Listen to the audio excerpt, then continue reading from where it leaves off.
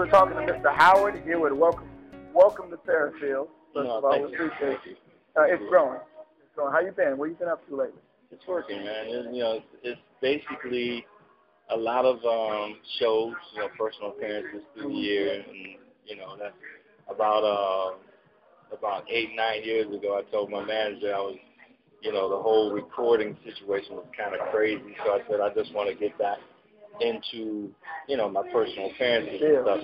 And he took me real serious because he hooked me up, started doing like about 150 shows a year, somewhere around there, and so I kind of dwindled it down a little bit now because I was going to about 110 shows a year. And, just recording, getting ready to get started on the next album. Oh, so something new, because I know you, your last offering was it Christmas or an album? Last album was Christmas. Right on. Yeah. So what is, with the new challenges in the record industry these days with all the downloads, and are we losing our audience? When I say our, I mean our age. The 40 and up, the grown folks.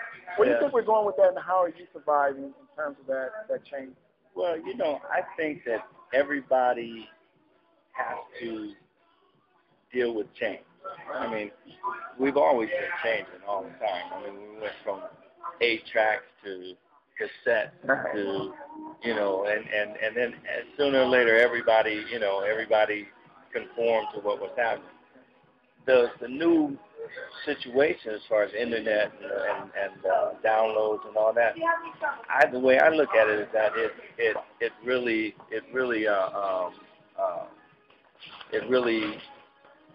gives us an opportunity to be entrepreneurs. It gives us an opportunity to have more control over our own career, and not have that middleman. If you can get that middleman out of there, then you can, if you're 18, 19, 20 years old, then you can afford to give a record company, 5 or 6, 7 years of your life, and help build up an audience. But when you're somebody that's established and all that, as far as a major record company, if they're going to give you that commitment, then okay, cool. But other than that, man, you can go out there and do it yourself. If that's not, if you want to take off that old school hat and put on that entrepreneurial hat, then it gives you a little bit more opportunity to do your thing, to put your own thing together.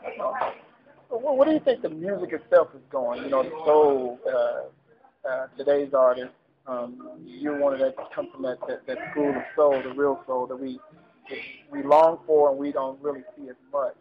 So what do you think that today's music is in respect to where you are? Well, I think that now we're getting a little bit back to seriously talented people, serious talent. For a while there it was bleak. It was very bleak, And but you have your Maxwells, you have your John Legend is doing some good stuff. Even those last couple of tracks that Usher did,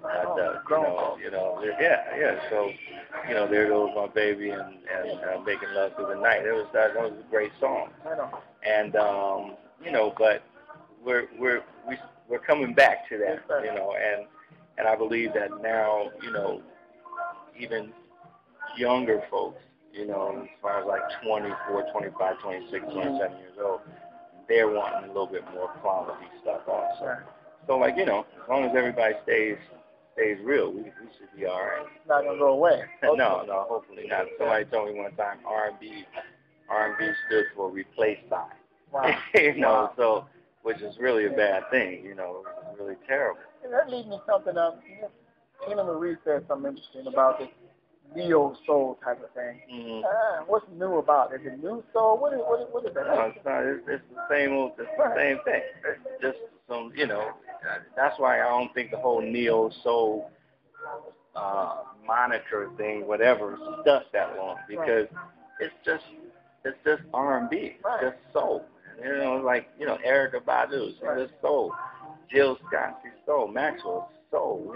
So. It's trying to put new labels on things. Everybody feels more comfortable when you get a label. They don't feel when you leave it out there to just kind of dangle around, people feel uncomfortable. They feel like they need to take it and put a label on it, put it in a category, you know. So, you know, I think you know, neo soul is just R&B, soul, whatever. How do you connect with your live audience? You say you prefer getting the feel. How do you connect with the audience? And is it different? You know, you've done arenas, you've done little intimate environments like this, like Demetrius, and I know you've done Yoshi. What do you prefer, and how do you connect with your audience? Well, either one is fine with me, because the challenge is, I remember I did the Conseco Auditorium in Indianapolis, and it was about 30,000 seats. But my whole thing was like, okay, how can I make this 30,000 seater feel like a 225 seat room? So in that way you do that, it's like you get down in the audience and you get with your people and make this an interactive thing. And so, you know, either one, arena, club, theater, whatever, it's fine. You know, it's as long as we can get in there and do that thing together, because a show is a relationship. It's an event that you're having with each other. You know, a situation that you're having with you and your audience. And I think that's the most important thing to always remember as an artist, is that you're there, you're relating to the audience, you're touching the audience, you know, and the audience becomes a part of the show. And like that's very important. Yeah, we're experiencing it together. That's the word I think. So I think what can we expect? Well, I got to guess. What do you leave with? What do you leave the audience with, and what can they expect in this singing tonight? Well, I think one of the most important things is like to understand that, like I said, it's an experience that we're experiencing together. It's a relationship between, you know, spiritual type of relationship between a man and a woman, you know, husband and wife, woman, girlfriend, boyfriend, God and man, you know. And that's what I leave it with, God and man. Because every show ends with say amen. Because it's like, you know, and then that we have a good time during the show, we have fun, you know, I'll stay in your lap and I'll do the whole thing, you know, and all that. But at the end, we got to praise the Lord, you know, and because without Him, we wouldn't be doing none of this. So, you know, that's what I like to do. So what do you think of this venue, man? Mr. Demetrius. Yeah, I think it's nice. Right on. It's real nice. How was your stay in Fairfield so far? Did you go to Mimi's Cafe? That's the only thing. Hey, Red Lobster's over there. No, actually, I just got in not too long. Oh, right on. Okay. I'm from right down from LA. Okay. So Burbank. Right. Well, Mr. Hewett, I appreciate you. Thank you so much. On behalf of myself, Demetrius, and Mr. Daily Republic, and Fairfield, we appreciate you. And hopefully you come back and see us again. Thank you so much. Thanks a lot. All right, bro. Thanks again. See you tonight. See you tonight. Right on.